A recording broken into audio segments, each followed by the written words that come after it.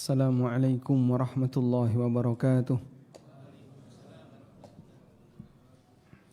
Alhamdulillahi haqqa hamdih. Wa ashhadu an la ilaha illallah wahdahu la syarika lah. Ta'ziman limajdih. Wa ashhadu anna Muhammadan abduhu wa rasuluh. Salawatu rabbi wa salamu alaihi. Wa ala alihi wa ashabih. Wa man sara ala nahjihi wa stanna bisunnatihi ila yaumiddin. Alhamdulillah, puji syukur kita haturkan kehadirat Allah. Malam ini kembali kita lanjutkan kajian dengan membaca tafsir Ibnu Katsir untuk surat Al-Baqarah. Dan kita masih berada di ayat kursi. InsyaAllah kita akan menyelesaikan tafsir yang ketiga dari ayat kursi. Allah subhanahu wa ta'ala berfirman, wasi'a kursiyuhus samawati wal ard. Atau sebelumnya, man dzalladzi yashfa'u indahu illa bi'idznih. Tidak ada orang yang bisa memberikan syafaat di sisinya illa bi'idznihi, kecuali dengan izinnya. Syafaat yang dibahas oleh para ulama ada dua. Syafaat di dunia dan syafaat di akhirat. Syafaat di dunia ada dua makna. Yang pertama adalah syafaat yang dilakukan antar sesama manusia. Syafaat yang dilakukan antar sama manusia. Syafaat yang dilakukan antar sama manusia hukumnya dianjurkan. Allah Subhanahu wa taala berfirman, "May yashfa' syafa'atan hasanatan falahu kiflum minha." Barang siapa yang memberikan syafaat yang baik bagi yang lain, maka dia mendapatkan bagian darinya. Dan Nabi SAW menganjurkan bagi siapapun muslim yang bisa memberikan manfaat bagi yang lain, hendaknya dia lakukan. Beliau SAW bersabda, "May yastati'a yanfa'an nas falyanfa' bihi." Barang siapa yang bisa memberikan manfaat bagi yang lain, maka hendaknya dia memberikan manfaat bagi yang lain. Dan yang dimaksud dengan syafaat antar sama manusia, ada orang yang punya posisi tertentu, baik di pemerintahan atau di lembaga swasta atau di tempat yang lain. Kemudian ada orang lain yang butuh terhadap lembaga ini, tapi dia kesulitan untuk mencerna, kesulitan untuk memproses, kesulitan untuk menyampaikan hajatnya. Kemudian dia dipandu oleh temannya agar dia bisa mendapatkan sesuai dengan apa yang dia inginkan. Maka yang membantu ini namanya pemberi syafaat. Dan zakatul jah asy-syafa'ah.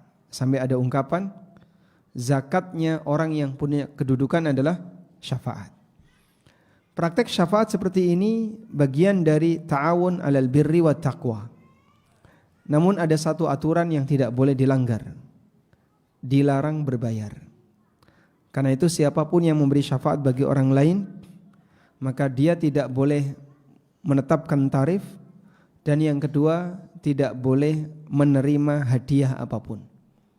Karena terdapat sebuah hadis, barang siapa yang memberikan syafaat bagi orang lain, fayaqbalu minhul hadiyah, kemudian dia menerima hadiah darinya, faqad fataha baban min abwabir riba, berarti dia telah membuka salah satu pintu riba. Sehingga membantu orang lain untuk melancarkan urusannya dianjurkan, bahkan termasuk amal saleh yang merupakan ta'awun 'alal birri wat taqwa, tapi tidak boleh berhadiah.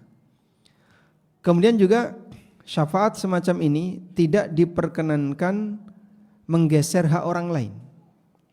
Kalau sampai menggeser hak orang lain, maka statusnya kedzaliman. Misalnya dilakukan open recruitment, penerimaan secara terbuka untuk sebuah lowongan kerjaan tertentu. Lalu ada orang yang tertarik untuk melamar di situ.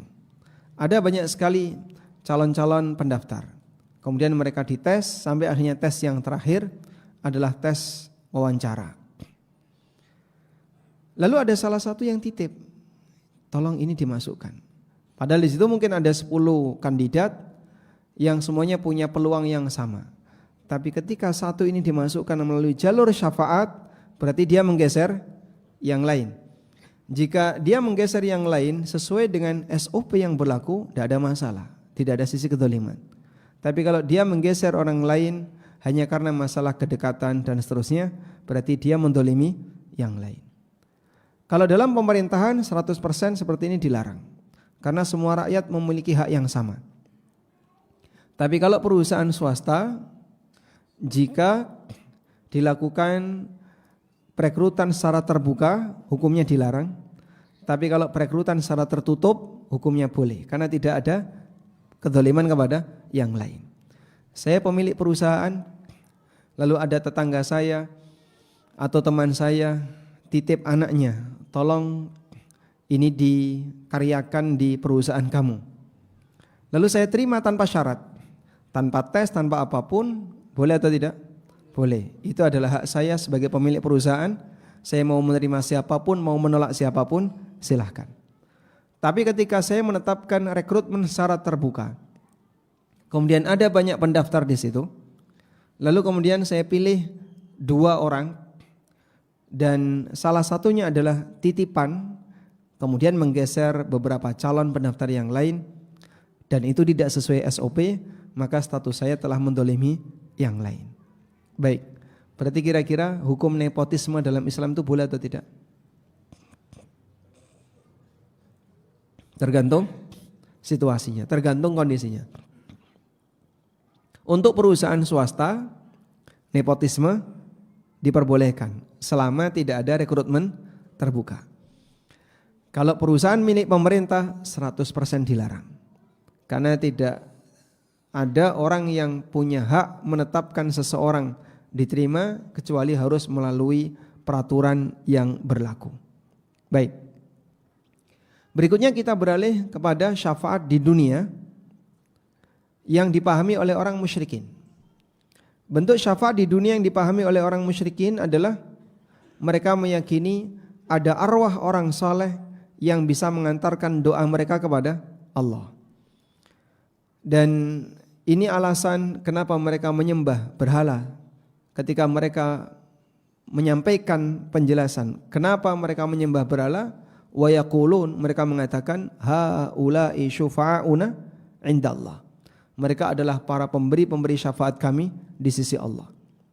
Qul atunabbi'unallaha bima la ya'lamu fis samawati wal ard. Sampaikan wahai Muhammad, apakah kalian mau menyampaikan kepada Allah, memberitakan kepada Allah sesuatu yang Allah tidak pernah tahu kalau itu ada di langit dan di bumi? Kalau itu Allah enggak pernah tahu, berarti ada atau tidak? Kalau Allah tidak pernah tahu, berarti ada atau tidak? Tidak. Maka keyakinan bahwasanya ada makhluk apapun itu, baik arwah orang soleh, arwah sunan, arwah para nabi yang mengantarkan doa seorang hamba kepada Allah, semua ini adalah keyakinan batil. Dan kemarin sudah kita sampaikan, para malaikat ada yang bertugas melaporkan amal hamba kepada Allah, tapi tidak ada malaikat yang bertugas mengantarkan doa hamba kepada Allah. Andaikan ada makhluk yang bisa mengantarkan doa hamba kepada Allah, maka yang lebih layak adalah para malaikat. Tapi tidak ada malaikat yang punya tugas mengantarkan doa hamba kepada Allah. Kalau Anda bertanya, apa tugas malaikat terkait mengantarkan sesuatu dari hamba kepada Allah? Adanya melaporkan amal hamba kepada Allah. Allah Subhanahu wa taala berfirman, lahu mu'aqibatun min baini yadayhi wa min khalfihi yahfazunahu min amrillah.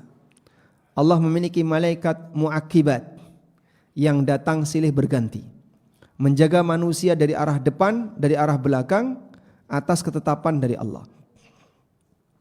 Berkaitan dengan malaikat mu'aqibat ini dijelaskan Nabi sallallahu alaihi wasallam dalam hadis riwayat Bukhari. Yata'aqabuna fikum malaikatun bil laili wa malaikatun bin nahar. Ada malaikat siang dan malaikat malam yang silih berganti menjaga kalian. Al-Hafidz Ibnu Katsir menyebutkan setiap hamba, setiap manusia Allah Subhanahu wa taala utus 4 malaikat pendamping. 2 malaikat pencatat amal baik dan amal buruk, dan 2 malaikat penjaga dari depan dan dari belakang.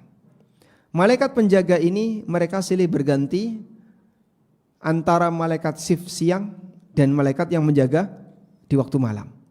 Kumpulnya kapan? Yajtami'una fi salatis subhi wa salatil asri. Mereka berkumpul di salat subuh dan salat asar.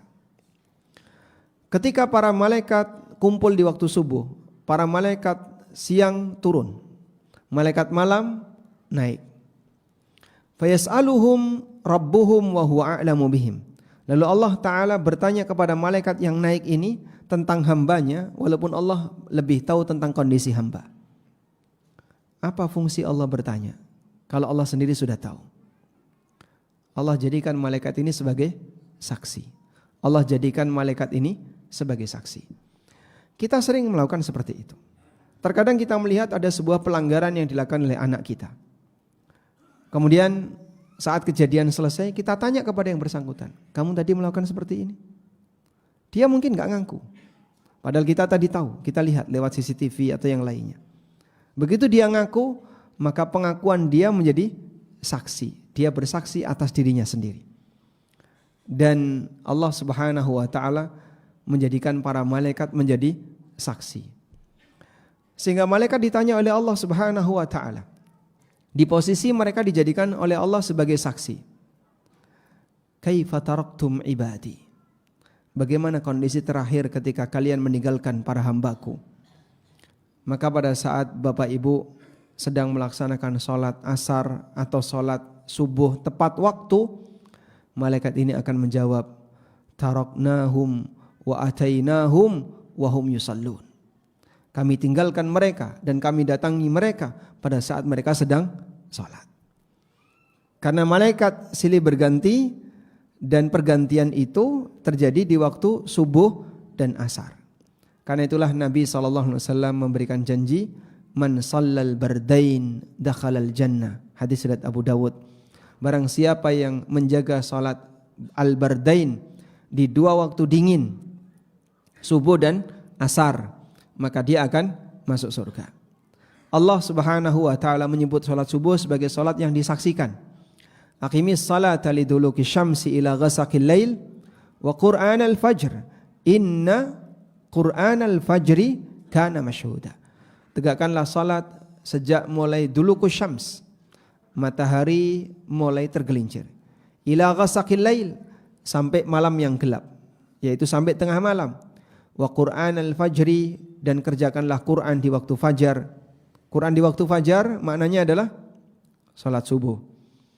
Inna qur'anal fajri kana masyhuda, sesungguhnya salat subuh adalah salat yang disaksikan. Disaksikan oleh siapa? Para malaikat. Sehingga di sini kita bisa lihat malaikat yang mengantarkan amal para hamba kepada Allah Subhanahu wa taala. Tapi tidak ada satupun penjelasan baik dalam Al-Qur'an maupun hadis Nabi sallallahu alaihi wasallam yang menyebutkan bahwasanya malaikat ada yang bertugas mengantarkan doa. Andaikan ada makhluk yang bertugas seperti itu, maka yang paling berat adalah malaikat. Karena itu ketika menjawab alasan yang disampaikan oleh orang musyrikin saat mereka menyembah selain Allah Subhanahu wa taala, berdoa kepada selain Allah, lalu mereka mengatakan haula'i syufa'auna indallah, mereka adalah para pemberi syafaat kami di sisi Allah. Allah memberikan jawaban, atunabbi'unallaha bima la ya'lamu fis samawati wal ard. Apakah kalian akan memberitahu Allah sesuatu yang tidak pernah ada di langit dan di bumi? Di bumi tidak ada makhluk yang dia bertugas mengantarkan doa hamba kepada Allah.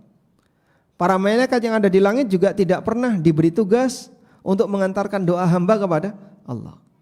Maka tidak ada ceritanya ada makhluk yang mengantarkan doa hamba kepada Allah.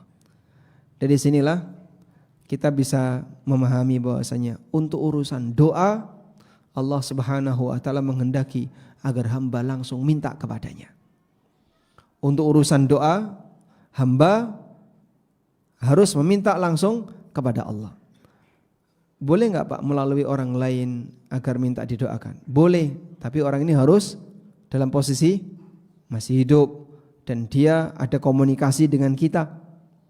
Lalu dia berdoa kepada Allah langsung, bukan memantul kemudian dititipkan kepada arwah orang saleh atau arwah siapapun, termasuk dititipkan kepada malaikat. Sehingga kalau orang misalnya berdoa, ya Jibril, balligh ila rabbi maqasidi, wahai Jibril, sampaikan kepada Rabbku apa yang aku inginkan. Aku minta A, B, C, D. Titip kepada siapa? Jibril.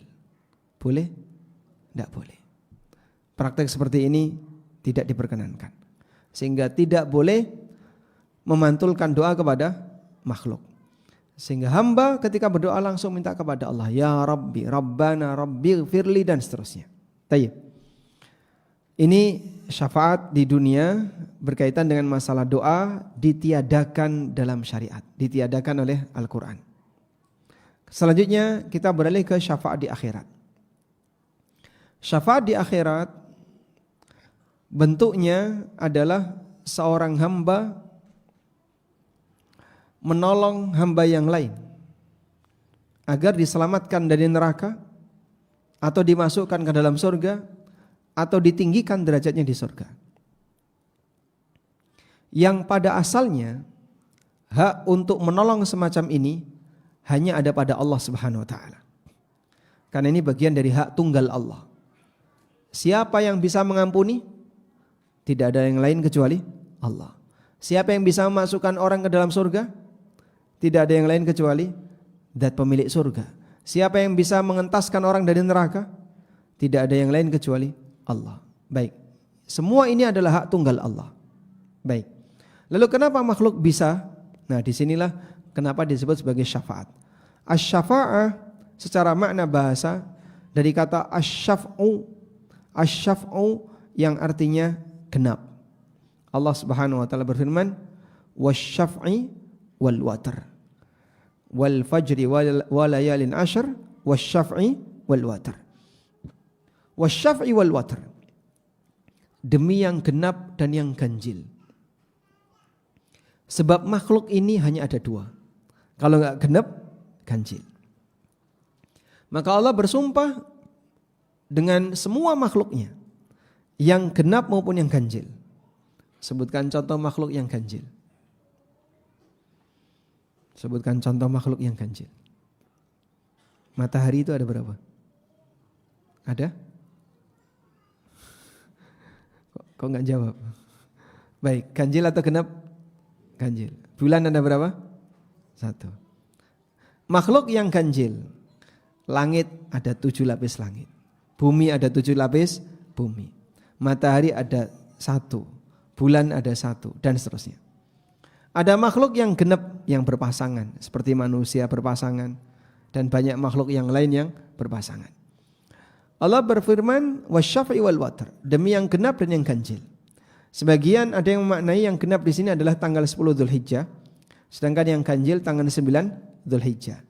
Untuk menjelaskan betapa nilai keutamaan 10 pertama dari bulan Dzulhijjah. Lalu kenapa syafaat disebut syafaat? Karena dia menggenapkan hak tunggal. Satu-satunya yang berhak memasukkan hamba ke dalam surga hanyalah Allah. Tapi ada hamba yang lain, makhluk yang lain yang mengenapkan hak itu, maka dia disebut memberi syafaat. Namun ini semuanya kembali kepada izin dari Allah. Ada 3 syarat yang menyebabkan syafaat ini terjadi di hari kiamat. Yang pertama adalah ridha Allah lisyafi'. Ridha Allah kepada si pemberi syafaat. Maka tidak ada ceritanya orang yang keluar dari Islam atau non-muslim dia bisa memberi syafaat karena Allah tidak meridhoi non-muslim. Kan itu misalnya ada manusia yang enggak pernah sholat, enggak pernah puasa, bahkan tukang maksiat, tapi dia punya pengikut dan memotivasi bagi pengikutnya untuk taat kepadanya. Bahkan sampai dia minta untuk dikultuskan dengan janji nanti akan bisa memberikan syafaat kepada pengikutnya. Mungkin enggak orang seperti ini bisa memberi syafaat? Persyaratan dia saja sudah tidak terpenuhi. Dia enggak sholat, enggak puasa, rajin maksiat, minta dikultuskan, bahkan minta disembah. dan aneka kondisi yang lain, tapi dia menjanjikan akan bisa memberi syafaat, mustahil. Yang kedua, ridha Allah lil masyfu', ridha Allah bagi orang yang diberi syafaat. Karena itu jika yang diberi syafaat ini tidak memenuhi syarat, maka si pemberi syafaat tidak akan dikabulkan oleh Allah syafaatnya. Ada beberapa nabi yang syafaatnya ditolak oleh Allah. Nabi Nuh alaihissalam berdoa kepada Allah Subhanahu wa taala agar anaknya diselamatkan. Bukan diselamatkan di dunia, tapi diselamatkan di akhirat. Sehingga beliau berdoa kepada Allah, Rabbi inna bani min ahli wa inna wa'dakal haq. Ya Allah, sesungguhnya anakku bagian dari keluargaku dan janjimu itu benar. Kalaupun aku kehilangan anakku di dunia, aku ingin tetap bertemu anakku di akhirat. Tapi Allah Subhanahu wa taala menolak permohonan Nabi Nuh alaihissalam dan Allah mengatakan, innahu laisa min ahlik, innahu amalun ghairu salih. Sesungguhnya anakmu itu bukan keluargamu, anakmu adalah amal yang tidak saleh, hasil yang tidak saleh. Sehingga permohonan Nabi Nuh ditolak oleh Allah. Yang kedua, permohonan Nabi Ibrahim. Upaya apa yang dilakukan Nabi Ibrahim? Beliau ingin menyelamatkan bapaknya. Bapaknya sudah didakwai oleh Ibrahim ketika di dunia. Tapi bapaknya tidak mau mengikuti ajakan anaknya, sampai akhirnya mati dalam kondisi kafir. Wa idh qala Ibrahimu li abihi Azara atattakhidhu asnaman aliha. Ingatlah ketika Ibrahim berkata kepada Azar, apakah engkau akan menjadikan berhala-berhala itu sebagai Tuhan? Di ayat yang lain, Ibrahim memanggil bapaknya berkali-kali dengan kata ya abati. Ya abati la ta'budis syaitan, inna syaitana kana lirrahmani asiya. Ya abati inni akhafu ayyamassaka adzabu minar rahman fatakuna lisyaitani waliya. Wahai ayahku, la ta'budis syaitan, jangan menyembah setan. Inna syaitana kana lirrahmani asiya, sesungguhnya setan itu dia durhaka kepada Ar-Rahman. Wahai ayahku, aku takut nanti ayahku akan masuk ke dalam neraka menemani setan. Ibrahim memanggil bapaknya dengan ya abati. Sampai titik ini masih ada orang yang meragukan. Azar itu bukan nama bapak Ibrahim, tapi nama pamannya Ibrahim. Kalau mau takwil, jangan kebangetan. Karena berkali-kali Ibrahim memanggil dengan ya abati, ya abati, ya abati. Mau ditakwil apa itu? Kalau sudah panggilan wahai ayahku, wahai ayahku. Apa yang diperjuangkan oleh Ibrahim sampai harus membela pamannya mati-matian seperti itu? Kalau bapak, kita masih bisa menerima. Karena Ibrahim alaihissalam ingin berusaha menyelamatkan seluruh anggota keluarga inti. Kalau paman mungkin lebih jauh. Maka kalau ditakwil dengan paman, ini takwil yang terlalu maksa. Dan takwil yang memaksa berarti ada kepentingan di sana. Apa susahnya untuk mengatakan bahwasanya ayahnya Ibrahim mati kafir? Pak, katanya Azar itu bukan nama ayahnya. Nama ayah aslinya, nama ayah Ibrahim adalah Taroh. Tayyib. Memang mengenai nama asli ayahnya Nabi Ibrahim diperselisihkan. Ada yang mengatakan Azar itu nama asli, Taroh itu gelar. Dan ada yang sebaliknya mengatakan nama aslinya Taroh, Azar itu gelar. Apapun itu, mau Taroh mau Azar, orangnya sama. Mau Fir'aun maupun nama aslinya Fir'aun. Nama aslinya siapa? Nama aslinya Fir'aun siapa? Fir'aun katanya gelar. Tapi kita tahu Fir'aun yang menjadi musuhnya Musa, orangnya yaitu. Mau disebut Fir'aun maupun nama aslinya, orangnya adalah itu. Karena anggaplah misalnya ada nama lain, mau nama lain maupun nama asli, orangnya sama. Yang jelas dia adalah bapak kandungnya Ibrahim alaihissalam. Karena sebagian orang merasa kalau kita menyebut bapaknya seorang nabi itu kafir, ini tidak memuliakan nabi. Kok bisa? Cara berpikir seperti ini keliru. Apa hubungannya? Ini justru bagian dari bukti kuasa Allah Subhanahu wa taala. Allah Subhanahu wa taala mengatakan, "Yukhrijul hayya minal mayyit wa yukhrijul mayyita minal hayy."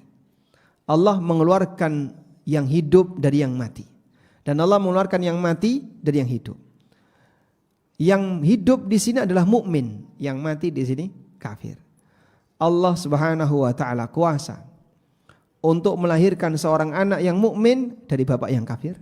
Sebagaimana Allah kuasa untuk melahirkan seorang bapak yang Allah kuasa melahirkan seorang anak yang kafir dari bapak yang mukmin.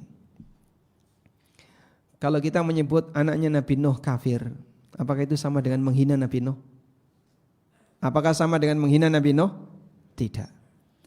Sehingga ketika kita mengatakan orang tua seorang nabi, bapaknya nabi, atau anaknya seorang nabi kafir, itu tidak sama dengan menghina nabi. Allah bercerita tentang realita seperti ini dalam Al-Quran. Kita imani sebagaimana yang ada dalam Al-Quran. Kita mencintai para nabi, kita memuliakan mereka, tapi bukan berarti kemudian memaksakan diri dengan berlebihan sehingga sampai yang tidak selayaknya mendapatkan loyalitas kita berikan loyalitas. Contohnya tadi ya, orang tuanya para nabi atau bapaknya Ibrahim yang mati kafir. Kalau memang beliau memiliki seorang bapak yang kafir, apakah itu sama dengan menghinakan Ibrahim alaihissalam? Tidak. Karena itu dalam hal ini kita mengimani sebagaimana berita yang disebutkan dalam Al-Quran maupun hadis Nabi SAW. Tayyib.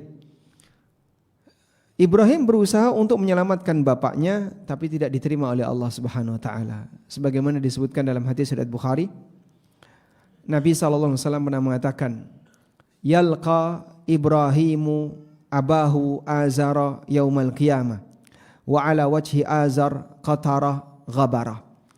Ibrahim akan ketemu bapaknya Azar kelak di hari kiamat, dan di wajah Azar kusut dan berdebu.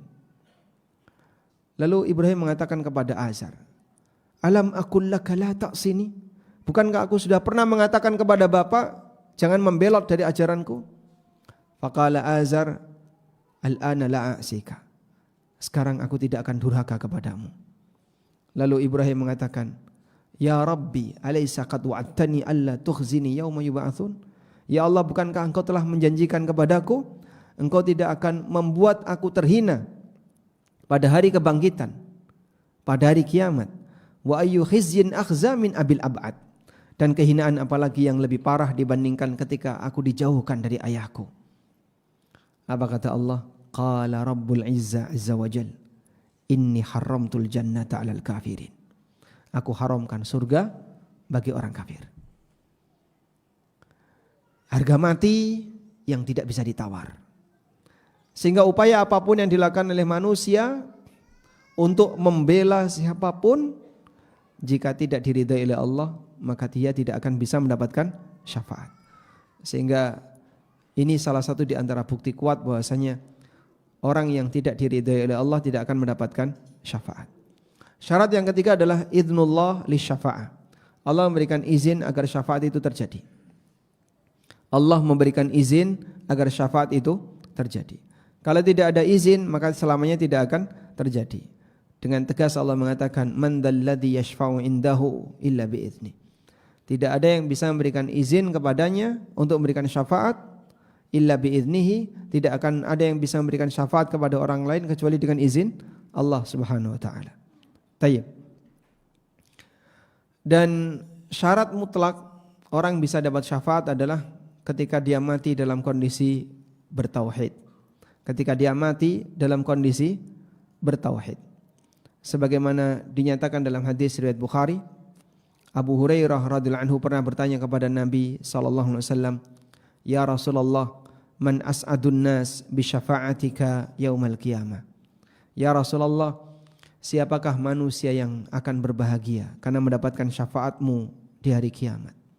Jawab Nabi sallallahu alaihi wasallam, "Man qala la ilaha illallah mukhlisan min qalbi." Orang yang berikrar la ilaha illallah dan ikhlas dari hatinya. Artinya apa? Ahli at-tauhid.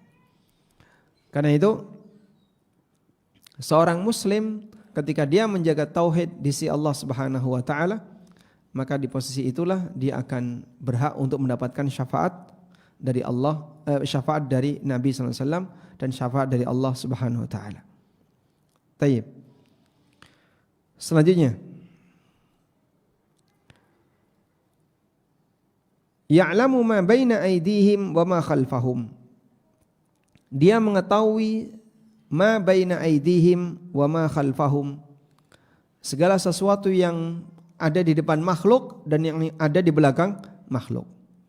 Di depan makhluk dan yang di belakang makhluk berarti semua kejadian di alam raya ini. Wa hadza dalilun ala ihatati ilmihi bi jami'il kainat. Dan ini merupakan dalil bahwasanya ilmu Allah meliputi semua yang ada, semua yang terjadi, madhiha wa hadiriha, baik yang berlalu maupun yang akan datang, wa mustaqbiluha, dan juga yang nanti akan terjadi. Sebagaimana yang Allah Subhanahu wa taala tegaskan, wa ma natanazzalul amru illa bi amri rabbik wa ma natanazzalu illa bi amri rabbik lahu ma baina aydina wa ma khalfana wa ma baina dzalika wa ma kana rabbuka nasiya. Allah Subhanahu wa taala memiliki apapun yang ada di depan kami dan yang apa yang di belakang kami, wa ma baina dzalika, dan yang ada di antaranya, wa ma kana rabbuka nasiya, dan Rabbmu tidak pernah lupa. Sehingga ilmu Allah meliputi apa yang telah terjadi dan Allah tidak pernah lupa. Dan Allah mengetahui apapun yang sedang terjadi dan yang akan terjadi dan diliputi semuanya. Baik. Anda perhatikan kalimat terakhir dari ayat yang tadi kita baca. Wa ma kana rabbuka nasiya. Allah tidak pernah lupa. Lupa itu ada dua. Satu, lupa berkaitan dengan masa silam. Lupa terkait masa silam berarti pernah tahu kemudian hilang ingatannya. Dan Allah tersucikan dari hal ini. Yang kedua, lupa terkait masa mendatang. Lupa terkait masa mendatang artinya dia sudah tahu nanti akan ada apa, tapi lupa mempersiapkan. Dan itu juga mustahil untuk Allah Subhanahu wa taala. Tayyib. Karena itulah kalau ada orang yang memberikan kritikan terhadap syariat berkaitan dengan apa yang terjadi saat ini, jawaban yang disampaikan oleh para ulama ayat ini, wa ma kana rabbuka nasiya. Contohnya seperti apa? Insyaallah kita sebutkan setelah mendengarkan adzan Isya. Wassallallahu ala nabiyyina Muhammadin wa ala alihi wa sahbihi wasallam.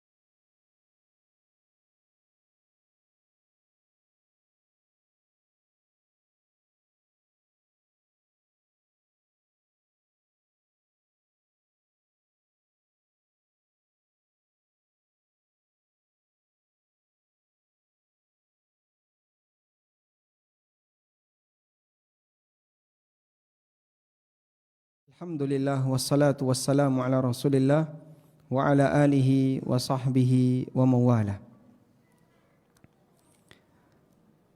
Sebagai contoh, ada orang yang mengatakan kalau ada anjing yang menjilat wadah yang berisi air, untuk saat ini tidak perlu dicuci 7 kali. Karena di zaman Nabi SAW tidak ada sabun, tidak ada alat pembersih seperti sekarang, tidak ada antiseptik dan seterusnya. Sehingga untuk zaman sekarang cukup dibilas, kasih sabun, dibilas lagi, selesai. Dan pernyataan seperti ini jelas keliru, karena ini sama dengan meragukan relevansi syariat yang telah diturunkan oleh Allah Ta'ala 14 abad silam. Dalam arti begini, mengatakan bahasanya Nabi SAW menyuruh 7 kali karena alasan tidak ada sabun, ini sama dengan mengatakan bahasanya Allah lupa kalau besok akan ada sabun. Apakah Allah tahu ketika Allah menetapkan syariat ini kalau nanti akan ada sabun? Kita sepakat tahu, karena ilmu dia meliputi segala yang belum terjadi. Sehingga saat di zaman Nabi SAW Allah tahu kalau nanti akan ada sabun. Pertanyaannya, apakah Allah lupa? Allah tahu, oh tapi Allah lupa kalau nanti ada sabun. Wa ma kana rabbuka nasiya. Rabbmu tidak pernah lupa. Sehingga syariat yang telah diturunkan 14 abad silam relevan sampai sekarang.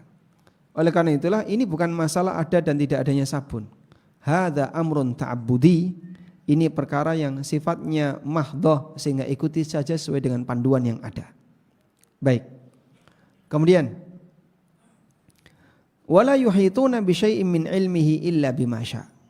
Dan manusia tidak akan bisa mengetahui ilmunya kecuali dengan apa yang dia kehendaki. Dan yang dimaksud di sini bi ilmihi min ilmihi, manusia tidak tahu ilmunya, ilmu Allah di sini ada 2 makna. Yang pertama adalah ilmu tentang nama dan sifat-sifat Allah. Manusia tidak akan tahu tentang ilmu nama dan sifat Allah illa bima syaa, kecuali dengan apa yang Allah kehendaki. Artinya kecuali melalui berita yang telah Allah berikan. Yang kedua, ilmu di sini adalah pengetahuan Allah. Segala yang terjadi ini adalah bagian dari pengetahuan Allah. Dan manusia diberi sedikit dari ilmu yang Allah Subhanahu wa taala berikan kepada mereka. Sehingga Anda paham ilmu A, Anda paham ilmu B, Anda paham ilmu C, siapa yang ngasih? Allah. Wala yuhituna bi syai'in min ilmihi illa bima syaa. Wasi'a kursiyuhus samawati wal ard. Luas kursinya seluas langit dan bumi. Mana yang lebih luas, kursi atau langit dan bumi? Lebih luas kursi. Nabi SAW pernah membuat sebuah perumpamaan. Saya bacakan hadisnya. Dalam hadis yang sahih diriwayatkan oleh Ibnu Hibban dan yang lainnya, Rasulullah SAW pernah bersabda kepada Abu Dzar, "Ya Aba Dzarrin, mas samawatu sab'u ma'al kursi illa kahalaqatin mulqa bi ardi falatin." Wahai Abu Dzar, perbandingan antara langit dan kursi itu seperti sebuah cincin yang ditaruh di padang pasir. Masya Allah. Kena angin sebentar aja udah hilang itu cincin. Ketutup dengan pasir. Kebayang gak gimana kalau orang ngelempar cincin di tengah padang pasir, sekarang lomba cari cincin itu. Mungkin orang akan kesulitan untuk mencarinya. Wa fadlul arsy 'alal kursi kafadlil falati 'alal haraka. Dan kursi dibandingkan arsy itu perbandingannya seperti cincin yang ditaruh di tengah padang pasir. Sehingga langit yang 7 dibandingkan kursi seperti cincin yang ditaruh di tengah padang pasir. Kursi dibandingkan arsy seperti cincin yang ditaruh di tengah padang pasir. Baik. Selanjutnya, mengenai makna kursi, di sini saya akan bacakan keterangan dari Al-Hafidz Ibnu Katsir. Nah, Wasi'a kursiyyuhus samawati wal ard. Maha luas kursi meliputi langit dan bumi. Apa makna kursi di sini? Pendapat pertama, kursi di sini maknanya adalah ilmu Allah. Dan ini tafsir yang diriwayatkan dari Sa'id bin Jubair ani bin Abbas, dari Ibnu Abbas. Dah? Dalam salah satu riwayat. Wa kadza rawahu Ibnu Jarir. Demikian pula yang diriwayatkan oleh Ibnu Jarir dari hadis Abdullah bin Idris wa Husyaim, dan dua-duanya dari Mutarrif bin Tarif bihi dengan sanad di atas. Jadi ada sebagian riwayat dari Ibnu Abbas yang menjelaskan makna kursi di sini adalah ilmu. Kemudian dalam riwayat yang lain, wa qala al-akharun, kata Al-Hafidz Ibnu Katsir, dalam riwayat yang lain makna kursi adalah maudhi'ul qadamain, tempat kedua kaki. Tempat dua kaki. Dan ini diriwayatkan oleh Ibnu Abi Hatim dari Abu Musa As-Suddi, Ad-Dhahhak, dan Muslim Al-Batin. Juga disebutkan dalam riwayat yang lain dari Ibnu Abbas radhiyallahu anhuma, bahkan di sini secara marfu disandarkan kepada Nabi sallallahu alaihi wasallam, di mana tafsir kursi adalah kursiyuhu ay maudhi'u qadamai. Kursi Allah berarti adalah tempat kedua kakinya. Kadza auradahu hadzal hadis. Demikian yang disebutkan hadis ini oleh Al-Hafidz Abu Bakar bin Mardawai. Dan ada beberapa versi yang lain.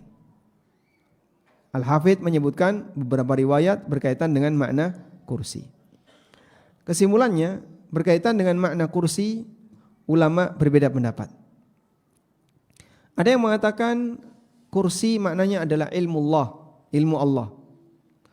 Dan pendapat ini dinisbahkan kepada Ibnu Abbas, Sa'id bin Jubair, dan pendapatnya At-Tabari.